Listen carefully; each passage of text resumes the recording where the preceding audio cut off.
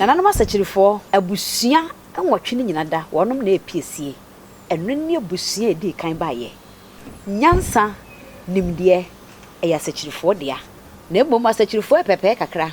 asakyirini ne sika sadie tie biara aka mpeso amienu kra obedi baako na ode baako ato na wonim se enam asakyirifo so ena me nya edin sieka ema ne beye sika asakyirifo suro bosia pa enam nananom asakyirifo so ena nya enoboa asakyirifo wa hoden ayede yadwuma asakyirifo emema awade entai ewu na mmom wonom ma de womo title to nsasa wa Yarib biara yew say ye stroke or pressure e wosro or diabetes junsomu yare kidney problem heart problem infertility in men and women or spinal cord problem uba abotare clinica e ye last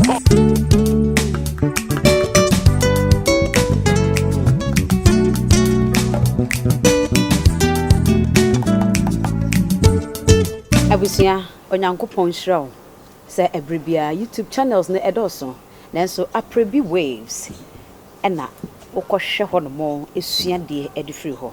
yeda obade ase ene ye hia biem empani ye ba besua de ye hia bibi afa enna ahodo a ye wo ye wo mo ena Oheneyere Adwoa Aprebi osan agimadwa ye ba besua de afei de ye bo ade wura abusua ahodo a ye wo emo abusua nwotwe ena asante na akamfo ye wo ebinia Asakyiri ekona oyoko bretuo asona agona aduana ena de hebiem asen yenyina emu baako ena yefiri mu na yeka busua nso a yeka na yekenkan ede free enna fm eninti abusua a wona ayo maame wobono emu ena wo free nanso etoda awade etimi de yen ekokoka ekuna busua ho enye bone nanso ye kase ye sese pa ne ato anan ne de a eye enna fm ene ebo abusua ekro enne mepese esua de efa Asakyiri abusua ho eye de kra ne nya edin Asakyiri asam ne nyina eye se kanetete no na se obi firi mu a nipa wu a na yentutu fam emfa ne hye ho se de nei ye no no eninti obehwe babia na yato nipa twene ball bi so na kwakoto nipa twene frise abre ne ye nurse sei eninti na wura bemben na wei na mmere bi opani bi etwam akoba bi na wonnam sumina bi ho en wo hunu se aboa pete ososo enipa bi a wawu a me yakoto na twene inti ososo no wogina ba bi hwe komu se a ese ade a aboa yiye ese die ye kyiri ene wo ye aninti ema no edimrika eba efie ebebo oba pani oforiwa obebo na mane aninti oforiwa eti asem yidi ene wo frɛ na busua nyina da ene wo kase se sei ena asie se obi firi mu ne ekoto ne twene na pete soso de a ene na boa pete eme ye hunu se ade ekoso no ese ye kyiri aninti maame na ka kire na sefo se firi ne dai ekoro no onipa bia firi mu a yentutu fam ne yemfa ne nhye ho ne yenkata so firi se ade a aboa pete aye no ese ye kyiri na kire se aboa pete ama yesua de aninti abrewo ne ka se efiri sada no nso kɔ aboa pete ema obia nkono efiri se wo mu nua a wa kire wo mo kwan pa wono betimi afaso akora wo mo de hia efiri mu aninti efiri wono mo no na nipa kakra wo kro no mu no mo frɛ abrewa foriwa na sefo no se ese ye kyiri abusua ese ye kyiri wono masefo aninti ese ye kyiri ena kasaro faso ema ne beye Asakyiri abusua aninti ye be frɛ no Asakyiri abusua no na pete ekire wonom saa kwan a wonfa so nkora nipa nti wonom akyene boa a ebi ka no akraboa eye aboa pete ena afei kode na se wihia Asakyiri ni a mrani abetime dia pai no bi nie Kokosechi ampoma anoma kodie bresiam adu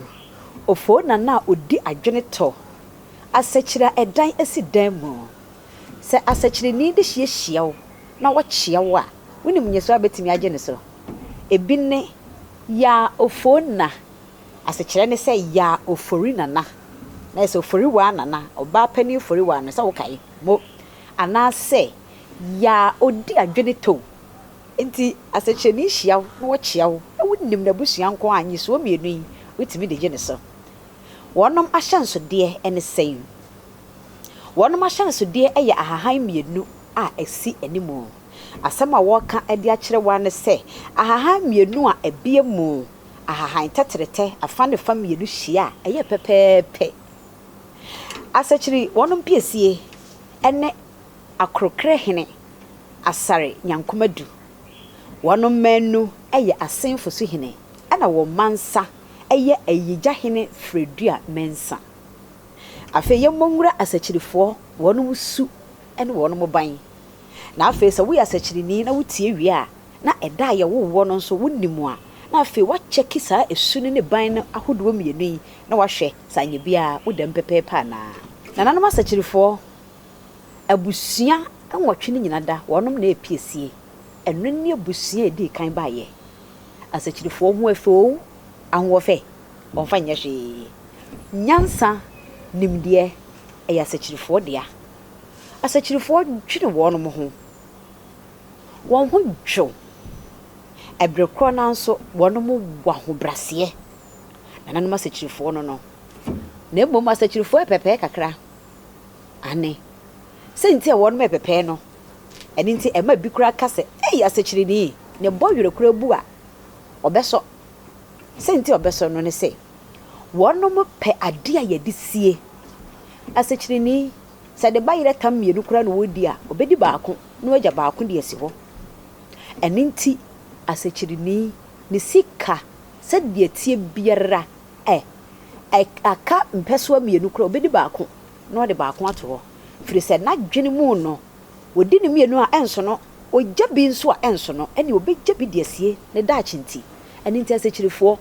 enam wonom sika kakra wodi sie so eme kasa wonom epepe won se sika basabasa na wonim se enam asakyirifo so ene me nya edin sieka ema ne beye sika eniema wonom di sie edi sie ma ne kanti eni nti ene nam so me ebenya edin sieka a ebeye sika asakyirifo wonom no so kakra bi nanso kakra no a wonom ye no wonom ya defo wonom asikafo pa ai won pa bosia bo asakyirifo suro bosia pa na asem bi kire asakyiri ni so na ne ho hia no ase obekwa kobo bosia mpa okobo asimasi bosia wontwi aya nsa nkwaje foforo da asakyirifo no wonom suro ka asakyirifo pensiesie na wonom nsiesie no so wonom pe no wonom nya su hyefa da bi se mika sei asem bia beto asikyiri na so wo so osiesie na wati asimasi de wantie binten de na obu atan da bi da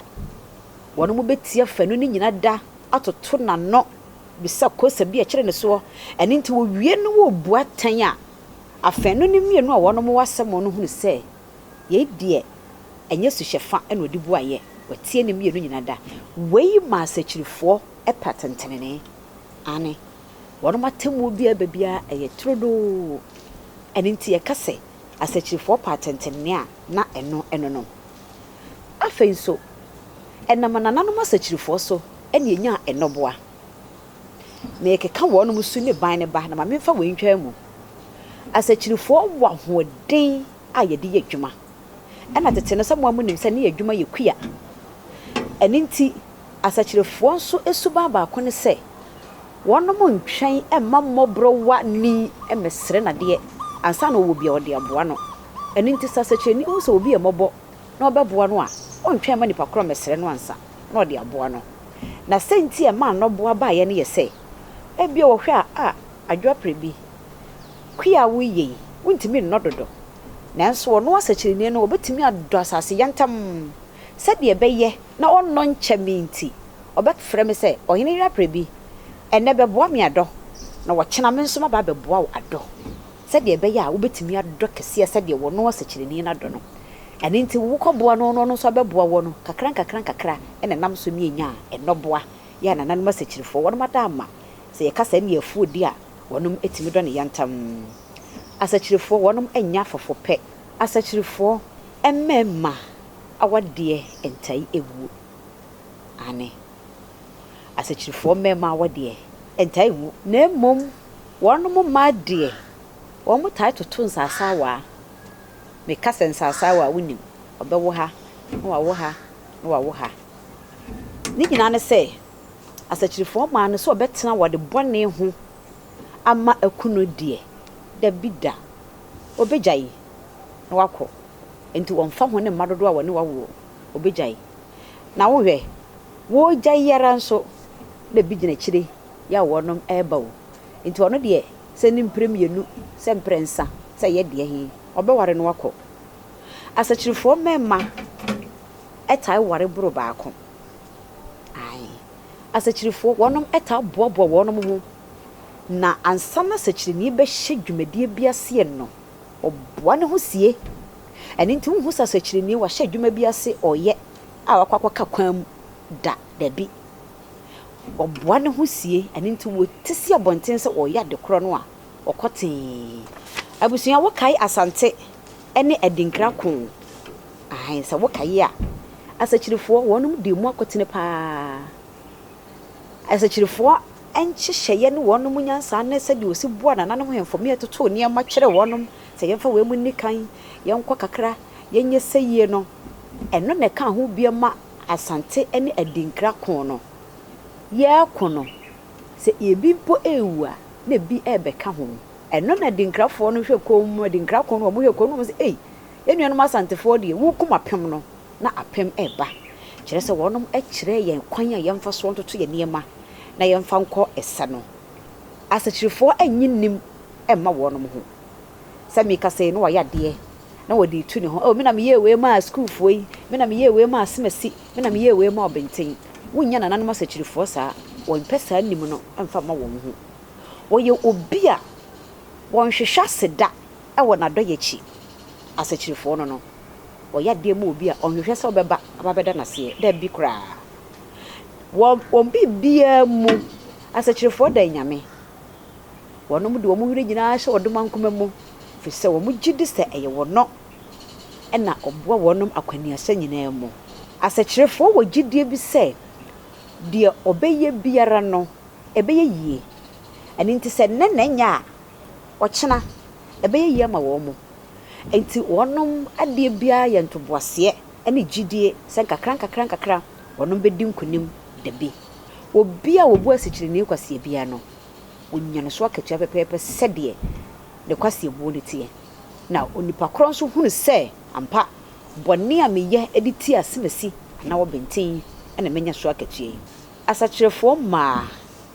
ɛntai nya wɔdeɛ ɛne nti na meka kyerɛ wɔde di kan sɛ wɔnom to nsasa wa no sɛnti a wɔnom ntai nya wɔdeɛ ne sɛ wɔnom ahoɔfa dodoɔ nti ya na emmema no eba wɔnom anim ɛbɛse wɔnom pɛ no ɛno ne yɛ asɛm foforo ɛna de obenya kokoduro nso akɔba n'anim ase ne pɛ wade no no ɛyɛ na awade ne nyinaa mu ne nsu no gugyam fi sɛ osuro sɛ sɛdeɛ ne ho si yɛ fɛ dodo no anhwɛ yi a na obi agye saa wɔ ba no ɛde afiri ne nsam ɛne nti ɛba saa sɛ bɛma no ware wɔ ba no mpa a bɔmfiri ne yam ɛne ne mu nyina da ɛnhwɛ ɔba no yie nyame anim ni Asakyirifo su ɛne ban no ɛdɔɔso na madi ka kyerɛ sɛ kagya bi ɛno nti ɛna ɛma asɛm no ɛne nkɔmmɔdie no ɛyɛ dɛ